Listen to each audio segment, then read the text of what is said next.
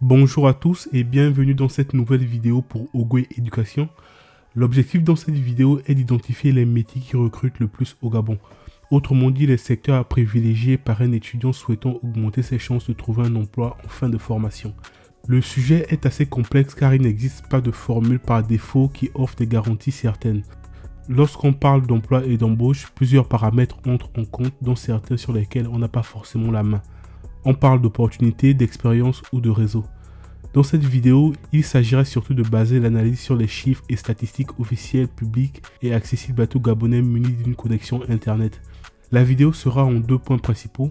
Premièrement, on parlera de la fonction publique qui est le premier employeur du Gabon et on parlera ensuite des métiers qui recrutent dans le secteur privé et des formations les plus demandées.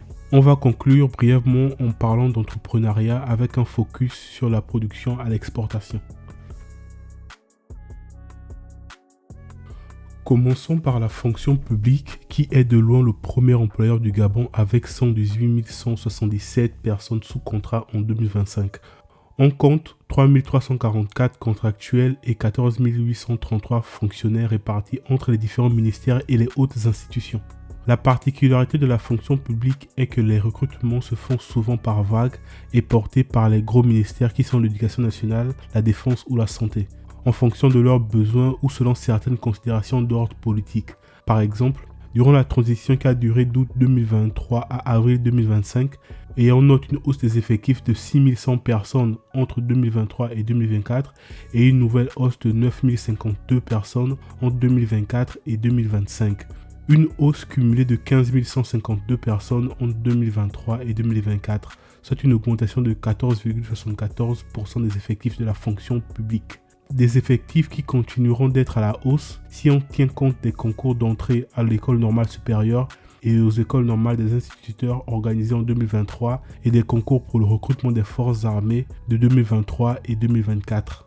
De manière plus générale, pour se faire une idée de la manière dont peuvent être répartis les effectifs et recrutements sur une année ordinaire, c'est-à-dire hors période exceptionnelle comme durant les 2 dernières années, et les secteurs les plus demandés, les chiffres de la Direction générale de la statistique nous indiquent qu'entre le 3e trimestre 2022 et le 2e trimestre 2023, la fonction publique a enregistré 3 373 embauches. Et le mieux qu'on ait pu trouver pour avoir une vision des secteurs qui recrutent le plus de main-d'œuvre est la répartition des effectifs par ministère et on a les chiffres suivants.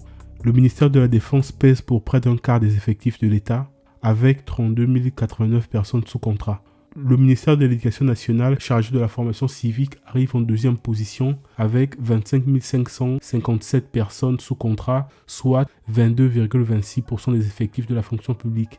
Il s'agit principalement d'enseignants qui exercent au pré-primaire, dans les écoles primaires et dans les établissements d'enseignement secondaire, ainsi que le personnel administratif qui travaille au sein des établissements, des académies provinciales ou du ministère. En troisième position, on a le ministère de la Santé, avec son effectif de 12 594 personnes, soit 10,97% des effectifs, qui se composent principalement des personnels soignants, infirmiers, médecins, sages-femmes et toutes les personnes qui composent l'encadrement des différents centres hospitaliers. N'hésitez pas à mettre en pause la vidéo pour consulter l'intégralité de la liste. Et pour se faire une idée des niveaux de salaire, vous pouvez vous référer à la grille de rémunération qui s'applique aux fonctionnaires. Concernant les recrutements dans le secteur privé, la difficulté est qu'il n'existe pas d'études ou de publications officielles qui soient détaillées et facilement exploitables.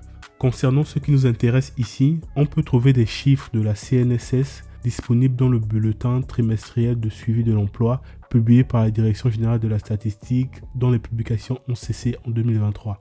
On se base ici sur des données publiées sur une période d'1 an entre le 3e trimestre 2022 et le 2e trimestre 2023.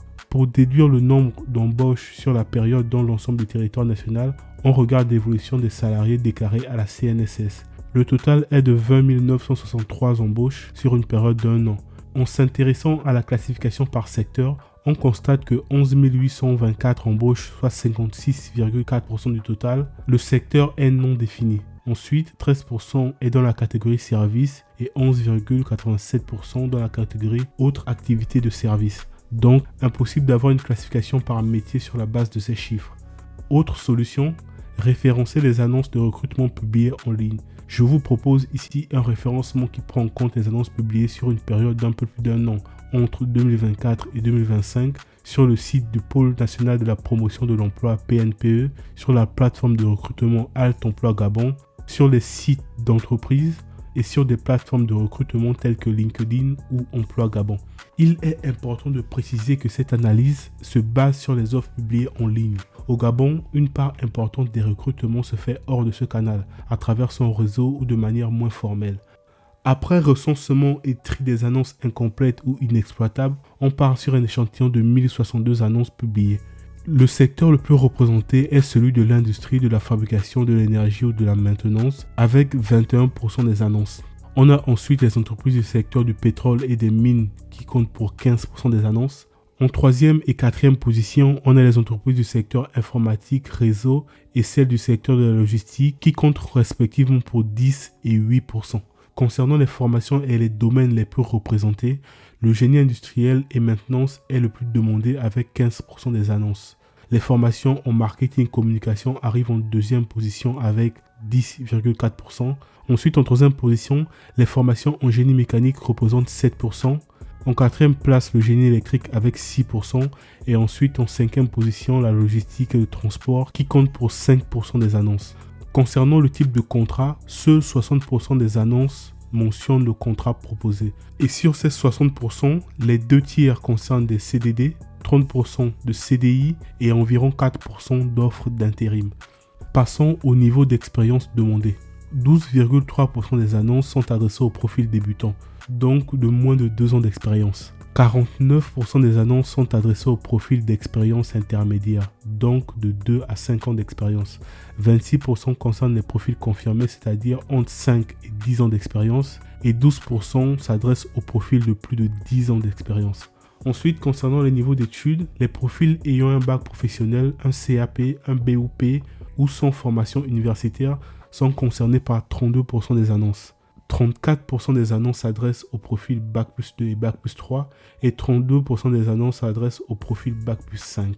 Enfin, concernant les rémunérations proposées, premièrement, il faut noter que seulement 13% des annonces publiées indiquent le salaire proposé. C'est peu et en les classant par niveau d'études, on obtient un salaire médian proposé de 250 000 francs CFA pour les profils Bac Pro, CAP ou BEP, un salaire médian de 450 000 francs CFA pour les niveaux Bac plus 2 et Bac plus 3, un salaire médian de 1 200 000 francs CFA pour les Bac plus 5.